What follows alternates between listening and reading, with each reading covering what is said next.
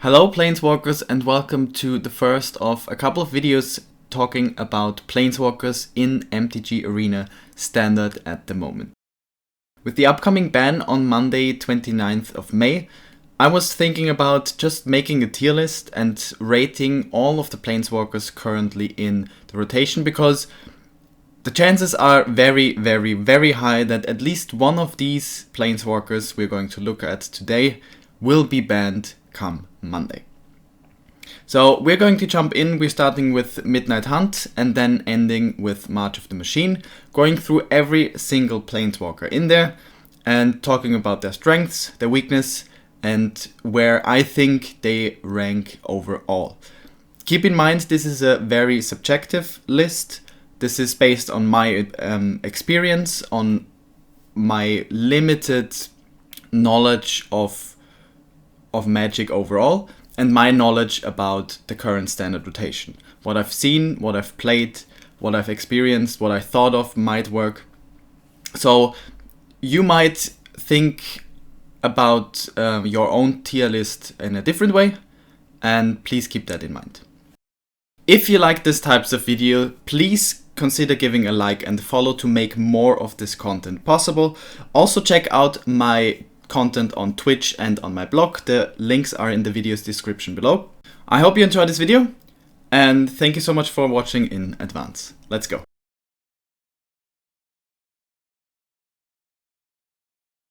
Alright, our first Planeswalker is Arlene the Pack's Hope. She is a Gruul werewolf, 4 mana, 4 loyalty drop. Arlene has two sides because she is daybound and nightbound. Her daybound side has a +1 ability with until your next turn you may cast creature spells as though they had flash, and each creature you control enters the battlefield with an additional +1/+1 counter on it. First of all, this is a completely fine ability. You have creatures, you have a lot of werewolves with 1, 2, maybe 3 mana costs, so you can flash them easily. And having them enter with a +1/+1 counter is also very nice. Her -3 ability is create 2/2 green wolf creature tokens. And then on the nightbound side, you have the +2 add a red and a green mana. And the 0 is until end of turn, Arlene the Moon's Fury becomes a 5/5 werewolf creature with trample, indestructible, and haste. So concerning a werewolf deck, Arlene is a very strong option in there. Putting that straight out there, she is a good Planeswalker. But you could have that 5/5 werewolf with trample, indestructible, and haste just as a creature, and you wouldn't necessarily miss her. When she's in Nightbound, when it's 9, you kind of always want to play the 0, make her a creature and attack, because after all it is Gruul. After all you want to attack, after all you want to hit face. So the +2, as nice as it is, I mean you gain 2 mana for a +2, but you don't really use it. So that's basically useless in what Arlene does and in what werewolves do. On the daybound side, the +1 is nice, although you always need to think, okay, do I have the mana to maybe cast her and also cast another creature, be it in your turn or be it through flash, to gain the value out of this ability. Which sometimes it works, sometimes it doesn't work. It's a bit of hit and miss. And the -3 creates 2/2 green wolf creature tokens. It's a bit steep, I think. I feel for a -3 it's a bit steep. If it would be a -2, I think it would be a bit more balanced. You can make it a -2 and then also make her a 3 loyalty count, start with 3 loyalty counters, and it's the same thing. Just the minus ability gets more value. Overall, the thing about her is the thing about any werewolf card. Just the werewolf mechanic, as I said, isn't that viable, isn't that strong, sadly. And that makes her less of a valuable card as well. That said, in a werewolf deck, she does work quite fine. She does work good. Her Daybound stuff is not bad, and her being a 5/5 werewolf is super strong. So overall, considering that the whole werewolf mechanic is not that great, I would say I'll give her I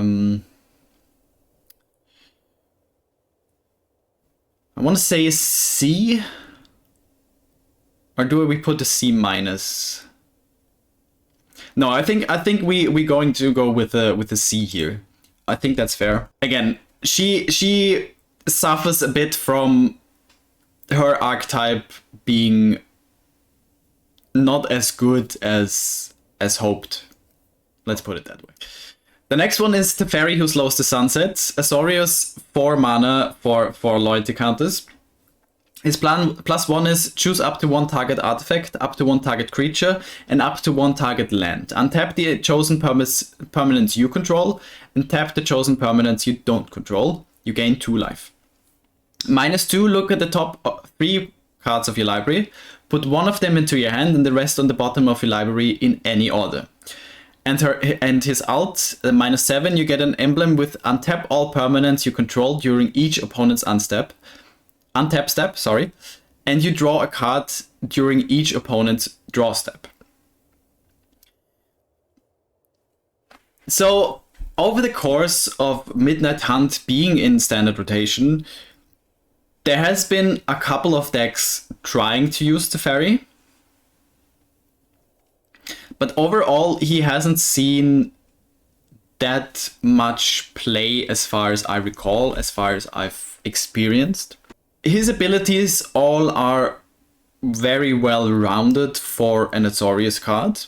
He lacks a bit of a really strong ability that makes him that, okay, you have to play that in an Azorius control deck. His alt is strong, but usually you don't really play a Planeswalker for his alt. You want the Planeswalker to also have a good +1 or a good -1 or -2 to have some use outside of the alt. He has some use, but he's definitely just a support Planeswalker, I would say. He's not that Planeswalker that you put out there and he's an immediate threat. He's more like, okay, he helps you with your creatures, he creates synergies with your artifacts or enchantments. Overall, he's not bad. He can be quite useful in an Azorius control deck. I would say I'll give him, considering that we gave Arlen a C, I would give him, thinking of if C+ is a bit too low, maybe we give him a B-. Although then again, like, you don't really see him that much, so he is not that strong of a card. Let's give him a C+. All right. And then we have the last Planeswalker out of Midnight Hunt, Renin 7, and this is by far the strongest Planeswalker, and by far the one I've seen the most by far. Renin 7, they have been less prominent since the last rotation, since I want to say especially the D&D set and Zendikar Rising rotating out of standard. They have seen less play, but they're still a strong green, like mono green or Golgari ramp card. So let's look into her. +1 is reveal the top 4 cards of your library. Put all land cards revealed this way into your hand and the rest into your graveyard. The 0 is put any number of land cards from your hand onto the battlefield tapped. The -3 is create a green treefolk creature token with reach, and this creature's power and toughness are each equal to the number of lands you control. And the -8, return all permanent cards from your graveyard to your hand. You get an emblem with you have no maximum hand size. So she creates a lot of synergies with ramp, getting lands out there to play strong creatures, big creatures, which is green all the way. And she also has a lot of synergies with graveyard shenanigans, which is your Golgari, your main Golgari archetype. I think she's very well rounded. The -3 tree folk is just very strong. You just immediately create at least a 5/5 body with reach that only gets stronger. So that is an immediate win for her. And then her other abilities also very well rounded, very well done. So considering that, I'm willing to think about giving her an A, but I think I'll give her a B+, because there is a lot of cards out there, a lot of green cards out there that just do things she does better. There's better ramp cards, cheaper ramp cards especially, and there's also creatures that are just stronger. And there's also a Golgari graveyard shenanigans that you don't need her for. Like, she's very useful in a mono green or a Golgari deck, but she is not necessary because there's other cards that can easily work very good together without her being in play. So that's why I think I'll settle on a B+.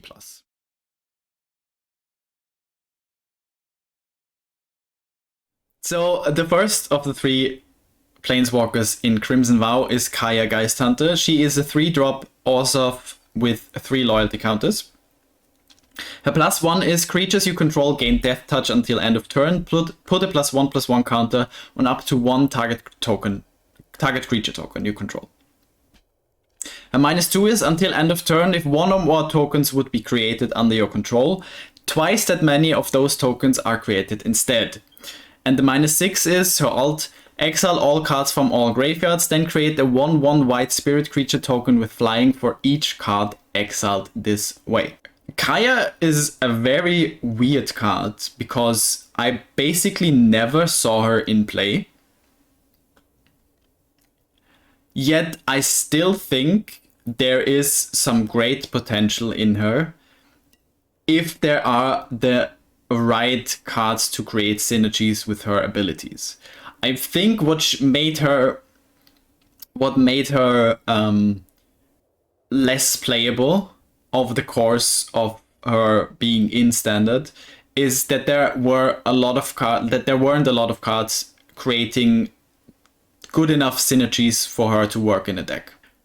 I like her, honestly. I haven't really played her because, again, there weren't really that many synergies there. Suddenly you don't only have 2/2s and 1/1s who do basically nothing. Suddenly they are a threat to your enemy because they could just straight up kill their creatures. And +1/+1 on the creature token is a nice topping on for that. The -2 can work very well. I mean, think about it. Just think about Kaya and the wedding announcement, which, funnily enough, are from the same set, but they also never got used in the same decks, at least not that I know of, or not that often. But like, between wedding announcement and Kaya, there's a lot of synergies. And then you also have Mondrak, the Phyrexian white card that also doubles the tokens being created. So I think there is still some potential there.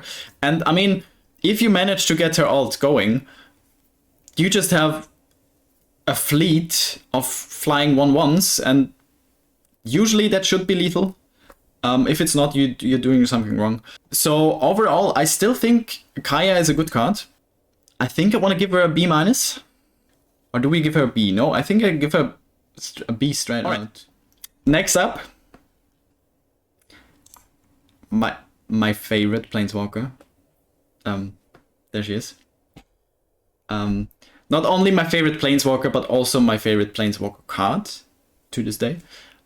There might come another one, but I love Chandra Dress to Kill. I really, really, really love her. I've played her so much in my mono red decks. I think there was not a single point. Like, the moment I started to make, like, the moment I created my red mono red burn aggro deck, which was way back,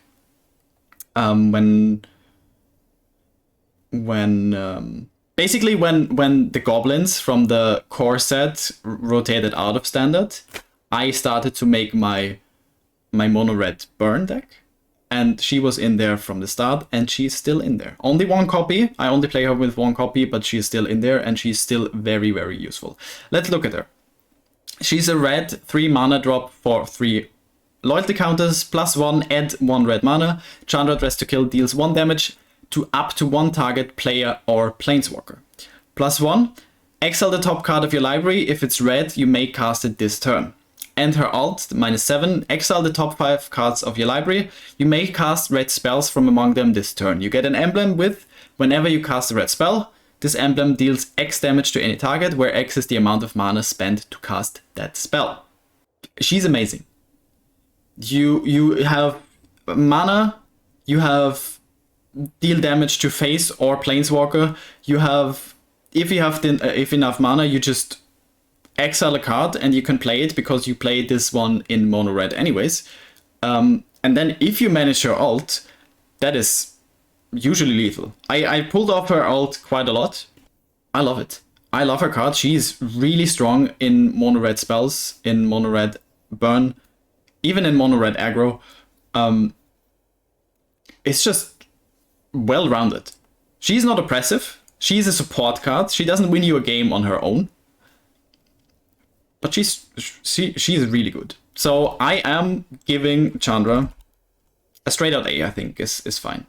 She's not quite an A+, because she lacks that winning potential on her own, unless you manage her alt. But other than that, I think she is just incredibly good. Alright, and then we have the last one, Soren the Mirthless. Black 4 mana drop for 4 loyalty marks. +1, look at the top card of your library. You may reveal that card and put it into your hand. If you do, you lose life equal to its mana value. That's the +1. The -2, create a 2/3 black vampire creature token with flying and lifelink, and his alt, the -7, Soren the Mirthless, deals 13 damage to any target. You gain 13 life. His alt is, again, usually lethal at this point, unless you play against life gain, which isn't that much of a thing currently. But he also is very, very strong. He's, in my opinion, not the best black planeswalker currently in Standard, but he is definitely competing for 2, maybe even without any doubt 2. He is also a very strong planeswalker. You get the card draw, look at the top of your library, and then potential card draw. You have to pay life, but that's black. Like, that's just how you deal with black. You have the 2/3 lifelink with flying that is your body to block, that gives you back some life that you can spend with the +1 as well. And that's just on and on and on. And like, again, if you pull off the alt, it's amazing, but that's not why you play Soren. It's because of the first 2 abilities, and I think they are great. They're very useful. I don't think he is as useful overall as Chandra, although he has the thing that he potentially, worst comes to worst, can win a game on himself, because he has the 2/3 lifelinker. He can create creatures, whereas Chandra can't. And both have the card draw. So I say A. I think Chandra and Soren are incredibly strong planeswalkers. And for what they do, around the same level.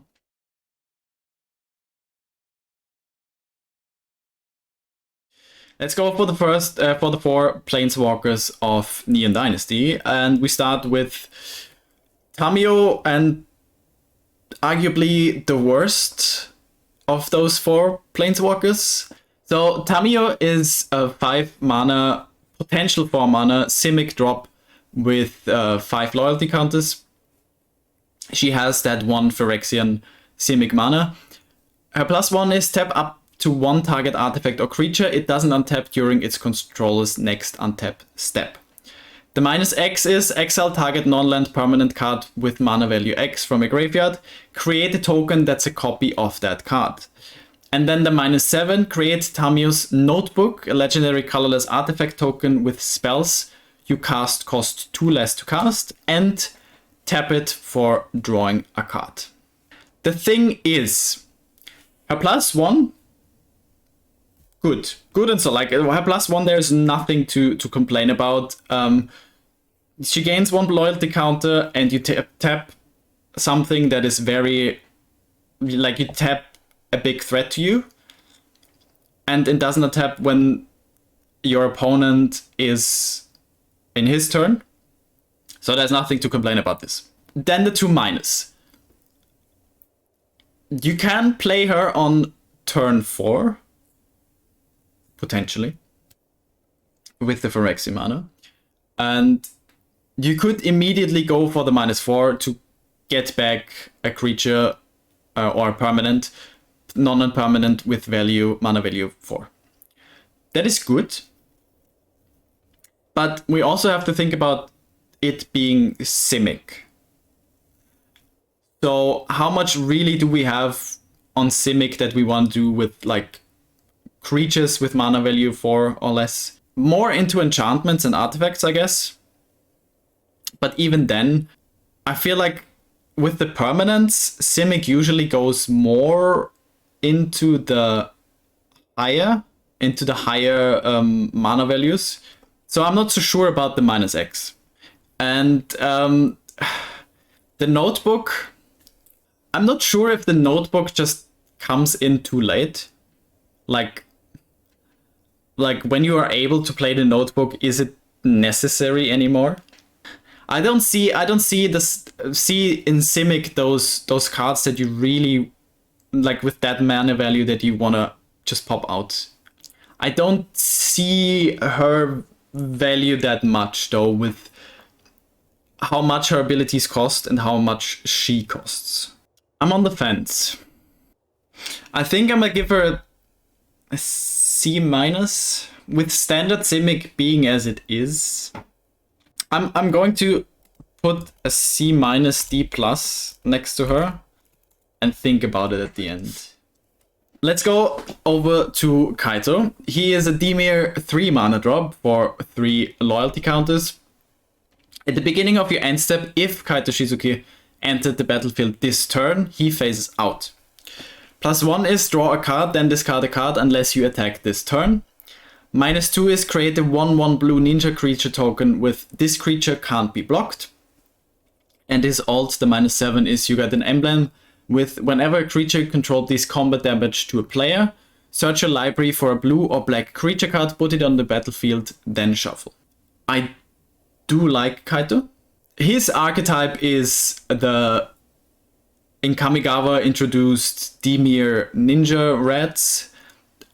That's where he's really good at as well. But he is good outside of that as well. The +1 and the -2, especially as also with the phasing out at the end of your turn. But yeah, as I said, he's not only there for Ninja Rats, he is there for Dimir control as well. He gives you a card draw, he gives you a body to block and to attack with that can't be blocked. So he is a useful card. But I don't think he excels that much. With the creature drop, with the creation of the creature, he does have survivability. And he is a good support. I want to give him... I'm unsure. I want to give him a... I'm putting him into the B bracket. But I think it's going to be a B-. Yeah, I think it's going to be a B-. He's good, he's useful, but he's not that over the hump Planeswalker. Then we have Tezzeret, Betrayer of Flesh, a blue 4-mana drop for 4 loyalty counters. The first activated ability of an artifact you activate each turn costs 2 less to activate. +1, draw 2 cards, then discard 2 cards unless you discard an artifact card. -2, target artifact becomes an artifact creature. If it isn't a vehicle, it has base power and toughness for 4. And the -6 alt is you get an emblem with whenever an artifact you control becomes tapped, draw a card. I think Tezzeret got more value with, what was it? Brothers War, because we have a shit ton of artifacts coming in with Brothers War. Before that, he didn't have that many interaction, like artifact interactions. And vehicles are, well, vehicles in this rotation are not that good, to say the least. He's still a good card, I think. He's still a useful guy for the right deck. Like the +1 is useful in any blue deck, really. If you get the right card, you're happily discarding 2 cards as well. And if you have some artifact cards in there, you just get rid of an artifact card, and then you don't need to discard.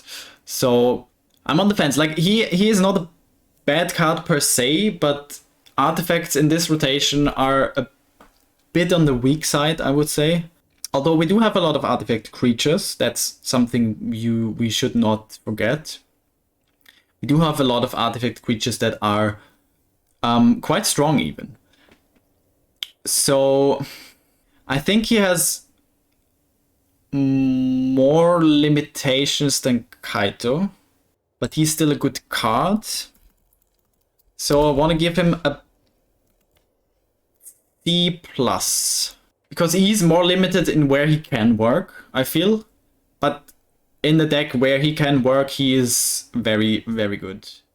I almost skipped the one card that's basically the reason why I do this whole thing. Because, well, with the upcoming ban, there's a lot of discussions about what cards might get banned, what cards maybe were in discussion of being banned, maybe are not banned now, but are on the radar of Wizards of the Coast for the next ban. I think the entire Magic community can agree with the ban on Monday. The Wandering Emperor is gone from Standard. What can I say? She is a 4-mana white drop for 3 loyalty counters. She has Flash, and she has, as long as the Wandering Emperor entered the battlefield this turn, you may activate her loyalty abilities anytime you could cast an instant. So, the way you play her, you hold on to her, keep 4 mana open, and then, when your opponent attacks with a creature you really want to get rid of, you drop her, you flash her, you use the -2, and you exile. Exile target tapped creature, and you gain 2 life, which on top of it is quite nice. And then from there, you can buff your creatures, put a +1/+1 counter on up to 1 target creature, it gains first strike until the end of turn. And if you need to, you can also create a creature. A 2/2 white samurai creature token with vigilance. So everything about her is super strong. Even that she costs 4 mana, you are willing to not spend those 4 manas quite happily to be able to flash her into play. She is, in my opinion, and I think the opinion of almost everyone in Magic at the moment, by far the strongest Planeswalker currently in Standard. And again, I'm almost certain, like not almost certain, I am certain she is going to be banned come Monday. I think that's a given. So I'll give her an S tier. And this is going to be the only S I'm going to give today. That's something I already know, but she just excels anyone. I think she's an S. She's better, like especially if we say Soren might be an A+. I think she's an S. And yes, she is not as bad as Oko. That is something we always have to remember. And I think she's also only the second Planeswalker that gets banned in MTG Standard. Like MTGArena Standard. And I'm talking about Arena, not about everything. I'm talking about Arena Standard. I think that's only the second Planeswalker that got banned. There might be a third. Or that, I mean, she's not banned yet. You can still play her until Monday. But after that, she'll be gone.